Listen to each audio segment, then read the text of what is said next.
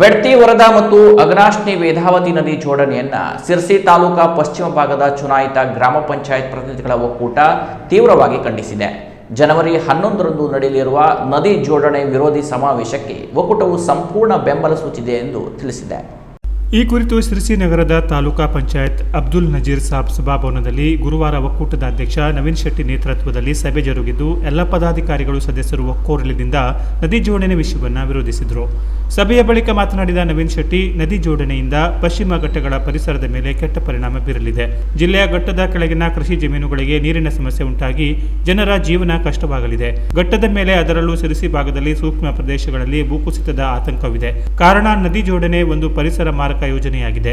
ಇದರಿಂದ ಪಂಚಾಯತದ ಪ್ರತಿನಿಧಿಗಳ ಒಕ್ಕೂಟದಿಂದ ಸ್ವರ್ಣವಲ್ಲಿ ಶ್ರೀ ಗಂಗಾಧರೇಂದ್ರ ಸರಸ್ವತಿ ಮಹಾಸ್ವಾಮಿಗಳವರ ನೇತೃತ್ವದಲ್ಲಿ ಸಿರಸಿಯ ಎಂಇಎಸ್ ಮೈದಾನದಲ್ಲಿ ಜನವರಿ 11ರಂದು ನಡೆಯಲಿರುವ ಸಮಾವೇಶಕ್ಕೆ ಬೆಂಬಲವಿದೆ ಎಂದು ತಿಳಿಸಿದರು. ಸಿರಸಿ ಪಶ್ಚಿಮ ಭಾಗದ ಚುನಾಯಿತ ಗ್ರಾಮ ಪ್ರತಿನಿಧಿಗಳ ಒಕ್ಕೂಟದ ಒಂದು ಚರ್ಚೆಯನ್ನು ಮಾಡಿ ಬೇಡ್ತಿ ಮತ್ತು ವರದಾ ನದಿ ಜೋಡಣೆ, ಅಘನಾಶಿನಿ ವೇದಾವತಿ ನದಿಗಳ ಜೋಡಣೆ ಬಗ್ಗೆ ಕೂಲಂಕುಷವಾಗಿ ಚರ್ಚಿಸಿ ಗ್ರಾಮದಲ್ಲಿ ಆಗುವ ಕೆಲವೊಂದು ಸಮಸ್ಯೆಗಳ ಬಗ್ಗೆ ಅವಲೋಕನ ಮಾಡಿ ಇವತ್ತು ಕೆಲವೊಂದು ನಿರ್ಧಾರಗಳಿಗೆ ನಾವು ಎಲ್ಲ ಜನರನ್ನು ತಿಳಿಸಲಿಕ್ಕೆ ಒಂದು ಪತ್ರಿಕಾಗೋಷ್ಠಿ ಮಾಡ್ತಾ ಇದ್ದೇವೆ. ಮುಖ್ಯವಾಗಿ ಈ ಒಂದು ನದಿ ಜೋಡಣೆಯಿಂದ ನಮ್ಮ ಪಶ್ಚಿಮ ಘಟ್ಟಗಳ ಪರಿಸರ ಸಂಪೂರ್ಣವಾಗಿ ಒಂದು ಹಂತದಲ್ಲಿ ನಾಶ ಆಗ್ತದೆ ಅನ್ನೋದು ನಮ್ಮ ಮುಖ್ಯ ಒಂದು ಬೇಡಿಕೆ.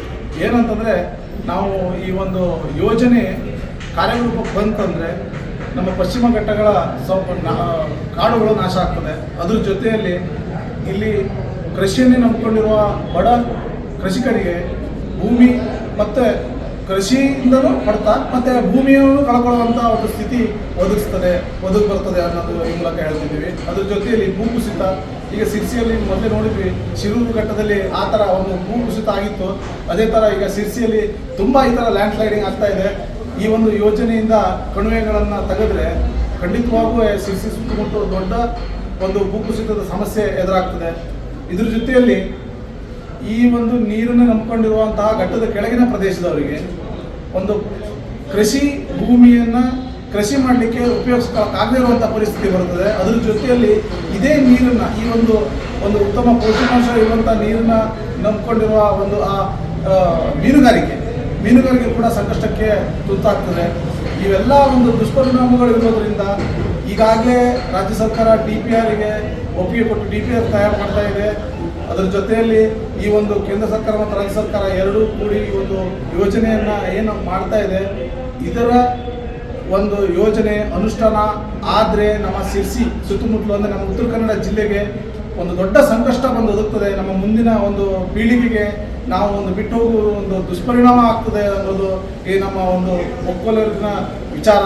ಅದರ ಜೊತೆ ಜನವರಿ 11, 2026 ನಾಡ್ದು ನಡೆಯುವ ಈ ಒಂದು ಬೃಹತ್ ಜನ ಸಮಾವೇಶ ಶ್ರೀಮದ್ ಗಂಗಾಧರೇಂದ್ರ ಸ್ವಾಮೀಜಿ ಅವರ ನೇತೃತ್ವದಲ್ಲಿ ನಡೀತಿರುವ ಈ ಒಂದು ಬೃಹತ್ ಜನ ಸಮಾವೇಶಕ್ಕೆ ನಮ್ಮ ಚುನಾಯಿತ ಗ್ರಾಮ ಪ್ರತಿನಿಧಿಗಳ ಒಕ್ಕೂಟದಿಂದ ಸಂಪೂರ್ಣ ಬೆಂಬಲ ಇದೆ.